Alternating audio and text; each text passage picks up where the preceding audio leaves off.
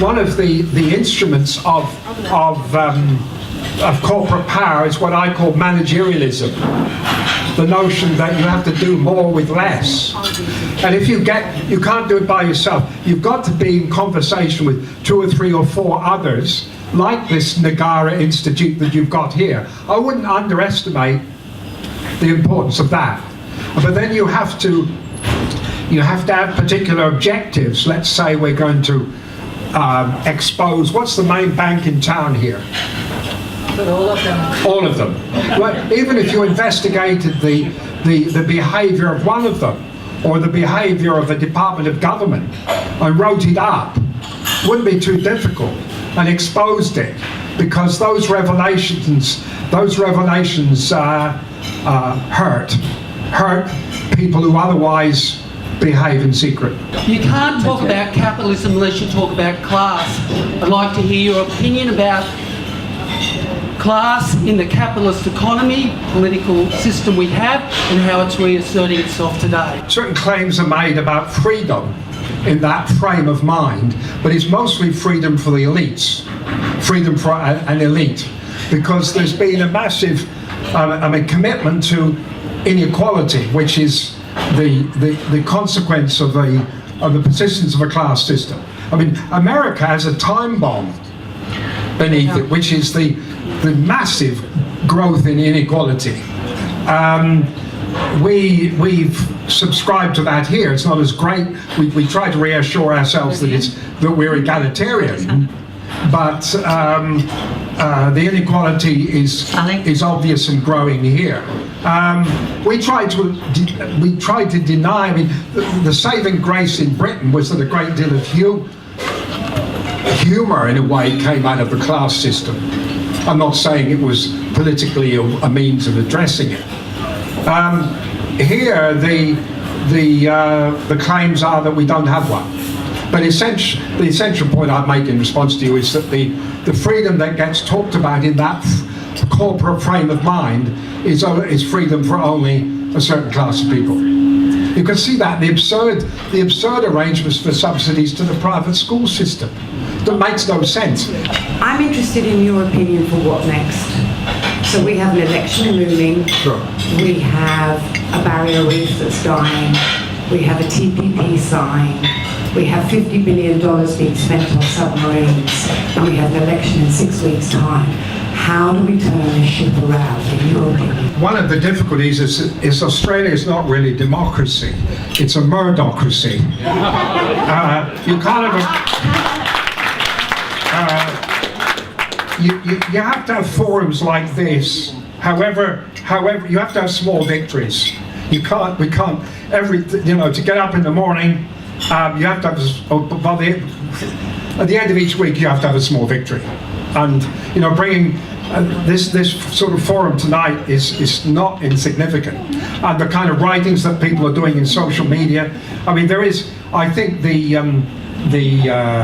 the mainstream media has a problem, because all they do is repeat the false claims of the major parties. I mean, what about a bit of vision what about some vision about universal human rights? I mean, if they reread each of the 30 clauses, it's not very difficult. You'd have the framework for a socially just, economically effective foreign and domestic policy. And we have to have another language. We have to have the language of rights, the language of justice, the language of non-violence. We have to have that kind of trinity of ideas and keep repeating them and saying that has to be the basis of policies. How do we convince people, or I'm not an economist, how do governments become inefficient but yet effective? One of the issues is about scale. I was talking to Helena tonight about the brilliant book by David Schumacher, Small is Beautiful. The subtitle is Economics as if People Mattered. Once you get, so addressing the questions of scale, addressing the question about what's the relationship between the decision you make and the consequences, that's crucial. Because in large-scale operations, you can't see what that relationship is, particularly if you're going to build submarines. Thank you. I was wondering what your opinions were on the relevance of the United Nations in the 21st century and what needs to change to have that being continually relevant. Whenever I hear people deriding the UN, I'm reminded that even at this point there are 32 blue lines holding back potential protagonists who want to kill one another. In other words, 32 missions sponsored by the UN, however inefficient you might say, and what a great concept it is. But no, the main thing is the Security Council needs to be abolished and redrafted. You can't just, we've got the winners of the Second World War as the judges, and that's the main problem. But then you've also got the absurd notions of nationalism being much more important than a United Nations. That, in particular, I mean, America is an example, but we only support the United Nations if it comes and praises what we're doing. We don't want, we support the UN, but we don't want them to fulfill their edict to inspect our detention centres. You know, we're a democracy that respects human rights, except when it's inconvenient to do so. You have to have totally committed support for the UN. Of course it's a big bureaucracy, of course it needs to be changed. I frankly hope that the former Prime Minister of New Zealand becomes the new Secretary General. My question is, what can we do in regards to the growing distractibility and apathy of the youth? Too many of them are doing this. I'm sorry, I don't have time to answer your question because I'm sending a picture to somebody and I've got to take a selfie.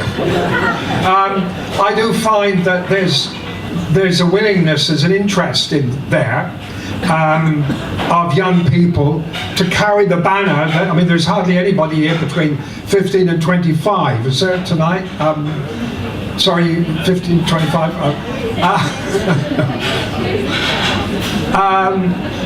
There is that generation have got to deal with environmental issues, healthcare issues. For example, defend and extend Medicare. You can't have a civil society without a robust universal health insurance. You can't. The idea that people should be financially exploited for being sick is very much, that's some of the worst features of privatization. I mean, how can you talk about the civil society and without that? But the kids have to be, not only the students, but the high school students, but universities. I mean, the problem is that for every one student who's talking to me, there are 300 studying commerce, there are 400 studying various branches of law, 200 studying econometrics, and now something called security studies, for God's sake. So, yeah, that generation's got to be addressed. And what I've found is that the young women are actually more amenable to this because they know a bit more about the worst effects of violence than do the young men. So if we're constantly stopping the causes that teach people to think in a different way and to explore in a different way, how do we get this out there? There was a huge protest movement about the retention of political economy at Sydney, and it was retained. Though I inherited social work and social policy, the students had been on strike for 6 months before I turned up because the curriculum was totally irrelevant. And it was the students who protested. The creation of the Centre for Peace and Conflict Studies at Sydney University resulted from a protest by students. They said, why can't we study peace? And the management said, because it's insufficiently academic. So I said, well, why don't we add the word conflict to it? They said, oh, splendid idea. So it became peace and conflict. But they want to close that down right at this moment because we're not mainstreaming. Have you ever heard? It sounds like a form of castration to me.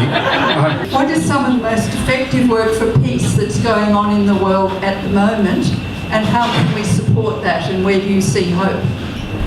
Starting from the interpersonal, and the issue there is domestic violence. So that you can't, if you don't address domestic violence, you can't be sitting around the table as I've been in international negotiations in Cambodia or in the Galilee. So that's one context. The bullying that goes on in organizations, schools, in the workplace is another context. The absurd notion in communities that the guy with the best coward punch is to be respected is another context. I mean, I say to people, look, do you want to make your life, I mean, it's a technique used in peace negotiations. Do you want to make your life more interesting? Is it more interesting if you beat your wife and your kids up? I mean, what's interesting? They usually, even the most macho men, you say, well, do you want to make your life more interesting? They look around to see, you know, who else is putting their hand up. And international relations, there's not much optimism because the language and the means of violence, whether it's the Russians or the Americans or the Israelis or the Iraqis or the whatever terrorist group you like to think of, is the language that we use, the governments use. And the other side of that coin is a massive illiteracy about non-violence. I mean, non-violence, the philosophy, the language, the practice, is the saving grace. You know, witness Mahatma Gandhi, Martin Luther King, Aung San Suu Kyi. I mean, nobody on their deathbed says, I wish I'd beaten up more people. Usually the non-violence is about the kind of hospitality we've enjoyed this evening. It's about the way you dress, the hospitality, the music we listened to before we started. A beautiful expression of non-violence. You know, my blood pressure went down. Now it's gone up. Next question. But until we develop a circular system to contain the corporations and the government by female law, there is no possibility of actually going anywhere, because our system presently is purely dependent upon logic and reason, excluding feeling and intuition, which is our most direct information system. Judith Wright, we need to remind ourselves, was really the person who led the movement to protect the Great Barrier Reef. So if female circular law if that's what's implied, then you know, the due respect for a fragile environment as completely interconnected with our health, then we have to subscribe to that. In her other great passion was her respect for, support for the First Nation people of Australia, and she was against rationality, or she challenged the notion of rationality. I mean, I can't remember the lines exactly, but she says where 2 and 2 make 4, but love has nothing to do with it. It's a bit like another feminist poet, Adrienne Rich, who said you can't separate love from activism. So in a way, that was an answer to your question earlier. I mean, the idea that love, if you looked in all the social policy textbooks, you won't see the word love. It's how peculiar. Most of the policies at the moment are based on cruelty. You won't see that word in the textbooks either. I mean, this book is about love, this story is about love overcoming cruelty. But if that was what you meant by a feminine law, I'm all in favour of it.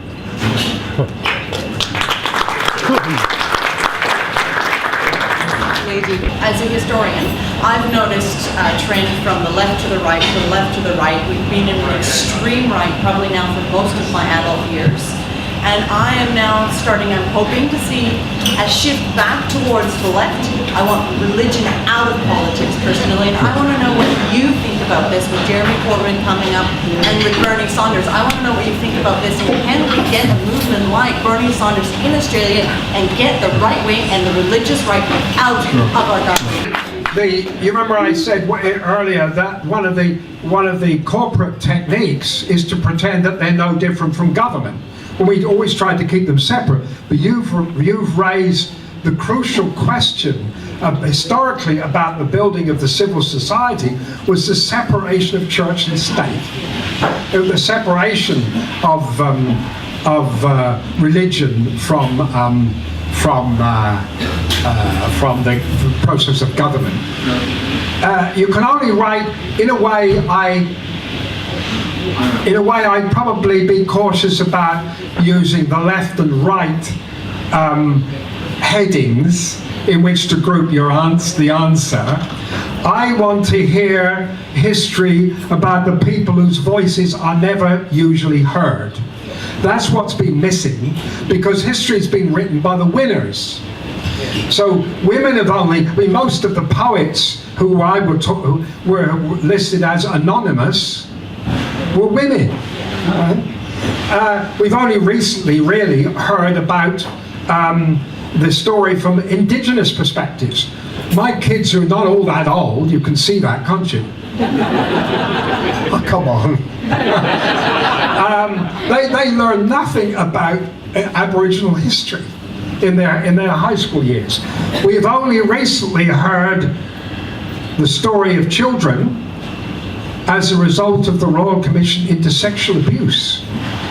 I mean, this is a story about a story that the mainstream does not want told. So we have to unearth what's been going on and allow the voices that have never been heard previously to be centre stage. I'm not sure whether that's left or right. It's certainly much more authentic. A little bit about BDS and its possibilities for peace. Okay.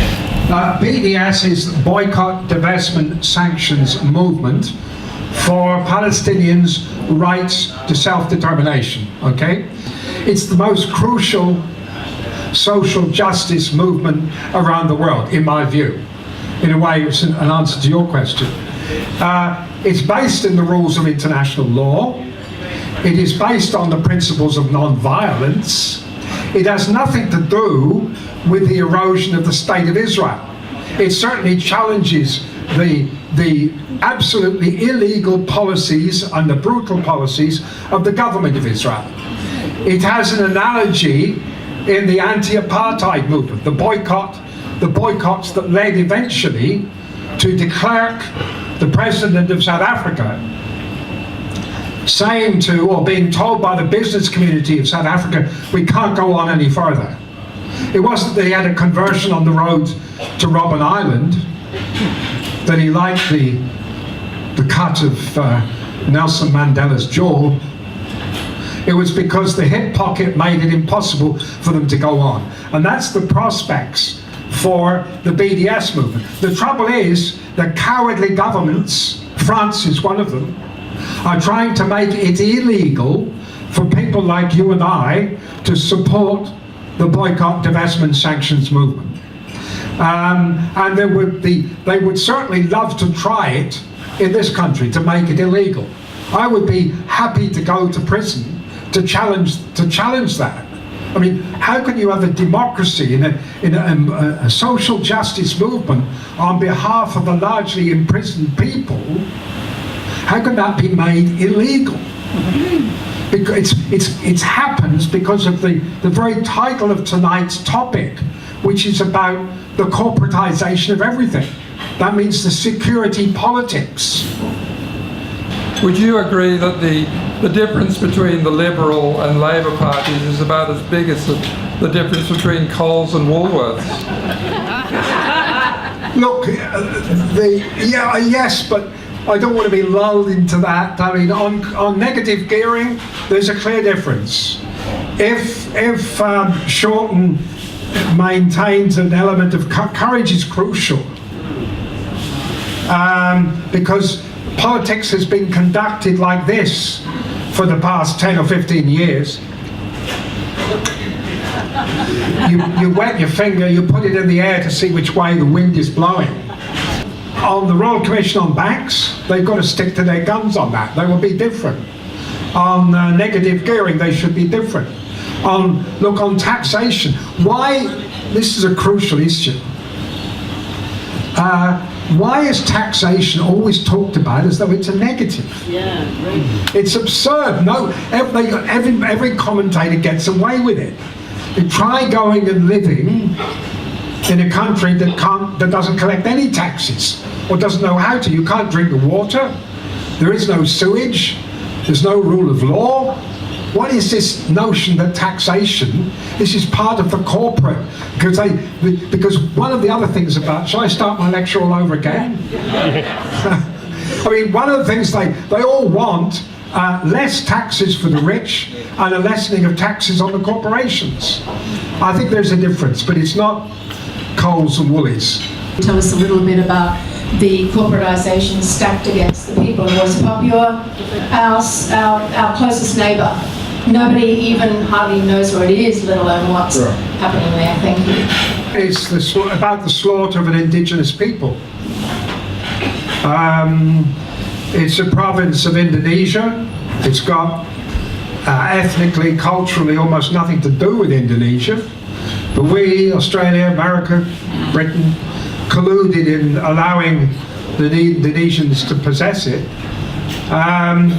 Why wouldn't the corporate mentality, that frame of mind that I started with, why wouldn't they want it? It's probably one of those wealthy places on earth in terms of wood and gas and oil and copper and fish and gold. And yet we train, our military forces trains Kopassus, which is the sort of SAS of Indonesia, who committed genocide against the indigenous people of West Papua. We say we have Islamophobia right across Australia. But the first time I went to Papua, it was almost entirely Christian and animist. Something like 40% of the valleys are now filled with mosques because they've had what's called a transference of people from Java. So it's a bit like the Israelis saying, well, we'll have as much land as we like and we'll call it settlements. And Julie Bishop goes there and she says, I don't know what's illegal about this. But that's forgotten. I mean, at least people like myself and Rehab and others are trying to keep Palestine on the agenda. Because part of this book is to say, let's have the courage to talk about these things. And I'll apply the same to West Papua. Why do we collude with this violence? Why do we think cruelty to a beautiful people is a good idea? I mean, AIDS was imported to West Papua and has now become an epidemic with almost no medical facilities to combat it. To erode a beautiful indigenous people. I know I don't want to just toss the word colonialism around, but the brutality of colonialism continues, except that it's now made more sophisticated by corporate power. Could you go into further about the arms manufacture and the role that Australia and England have in providing people like Israel Company? I think we're about the 13th biggest exporter of arms and importer of arms. We love the armament industry. I mean, we're talking about the so-called defence white paper as though it's a novelty. We've been indulging in that. It's the notion of militarization. The idea that your security, our security, depends on the possession of weapons. I mean, Richard was talking to me earlier tonight about why we might need the rationale for needing submarines is apparently to protect our merchant ships from being attacked. By whom? I mean, we have to talk about, in your question about what can we do about it, let's talk about what does security really mean to you? For me, it means things like universal health insurance, the access to good health care according to need, that the access to good public schools irrespective of the ability to pay. So let's redefine what you mean by security. I mean, we spend a fortune, Australia does, on surveillance, advice about surveillance and drones from Israel. The AFP, the Australian Federal Police, have contracts with Israel to be advised. The New York Police Department is almost run by advisors from the Israeli government. Who's got the contract to police people at the Rio Olympics? Elbit system, arms systems out of Israel. And yet we think that country is meant to be an exception to the rule. I want people to have the courage, because when you take a risk, it actually does your mental health a lot of good, I've discovered. Right? Four Corners the other night ran a program by doctors on the human rights abuses in the detention centres. What can we do about it? This is shameful treatment of these people who've fled this violence, and wouldn't we do the same if we were under the same circumstances? We had the spectacle today of the reports about the Supreme Court in Papua New Guinea saying that Manus Island detention centre is illegal. And immediately Dutton arrives in his po-faced bullying manner to say that these people won't come to Australia. And yet in the same breath, people like Morrison are rushing off to speak to the Christian conference and make more claims about his Christianity. It's a massive hypocrisy that we need to say it like it is. We need to have a what's your local newspaper called? The Echo? Yeah. We need a column called Hypocrisy, and nail it to the mast. I mean, it is.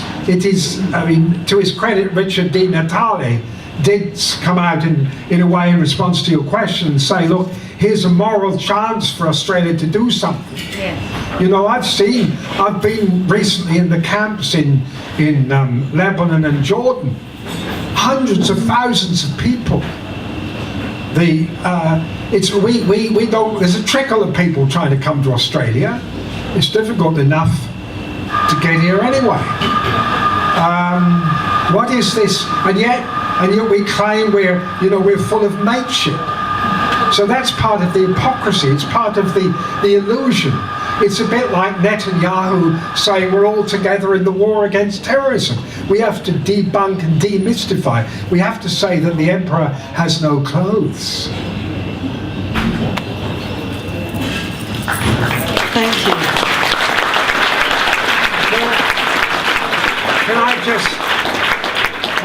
Can I just say that the royalties for this book, and it's almost 400 pages, it's $20, and they go to scholarships for students from Gaza. I brought two students out from Gaza a year ago, but I left 298,000 behind, because that's the number of young people who've been in prison, young, bright people speaking mostly perfect English, who have nowhere to go in a slice of land that the UN says will be uninhabitable in about 2 years' time. Let's do a huge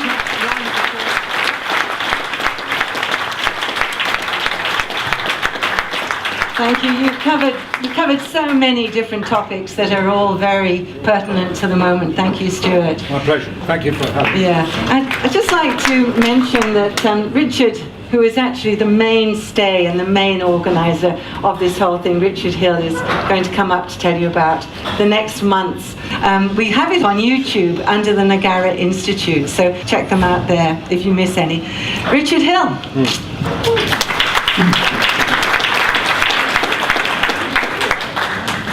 Well, firstly, sincere thanks to you for turning up. As Stuart said, this is no insignificant event.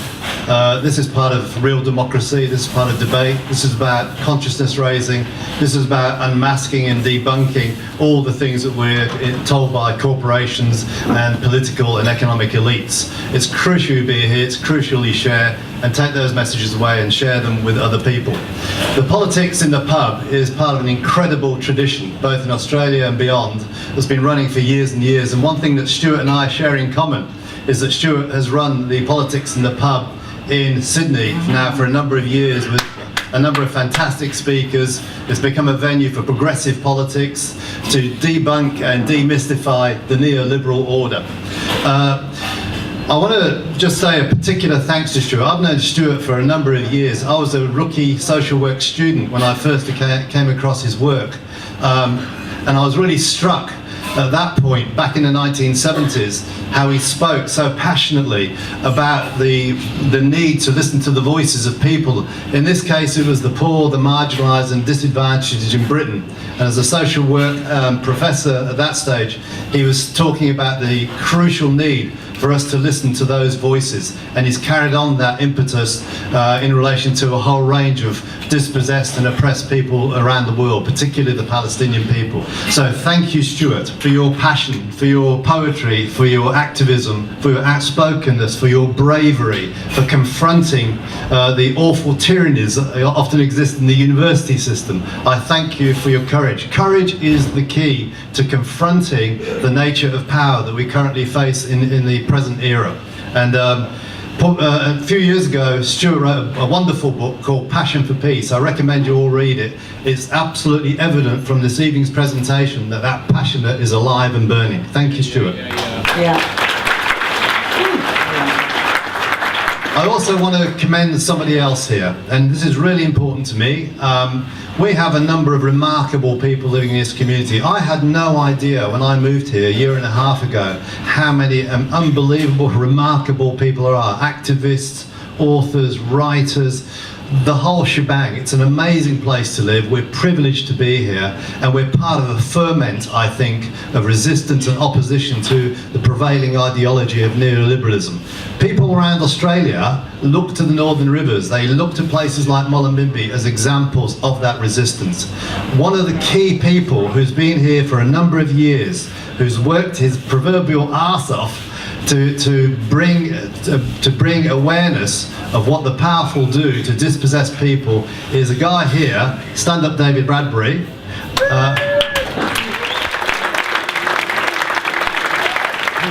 deserves the accolades. He's an amazing person. His new film is called War on Trial, and the Nagara Institute is working with David to make sure that that film is certainly shown in this area and beyond, and we will fully support that initiative.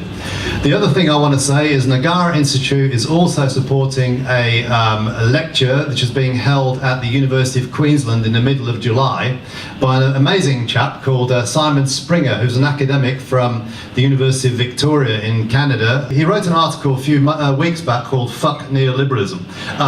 It's a wonderful piece, it's gone viral, but what he's going to be talking about at the University of Queensland is neoliberalism is violence. It's not a proposition, it's not a question, it's a statement. Because the two things that sits at the heart of neoliberal ideology is a dehumanizing worldview and a violent worldview, points I think that Stuart has actually touched on. So please try and support that if you can, and look at our website because there'll be information about that seminar. The next session is a fantastic session coming up. I can't wait to hear it because it's something that's really not talked about very often, and that is the world of literature and art. and how neoliberalism and its tentacles have percolated in, sorry to mix my metaphors, have actually got into the world of literature, art and poetry and the rest. We think that that world is free of the influence of neoliberalism. It isn't. It's absolutely shaped by that worldview. We have 4 remarkable people involved in presenting and planning that, and I've got my little piece of paper here, given my sort of slightly dodgy memory. We have Kate Veitch, who will be chairing the session. She's a well-known local author, has published 2 very best-selling books, a very respected writer.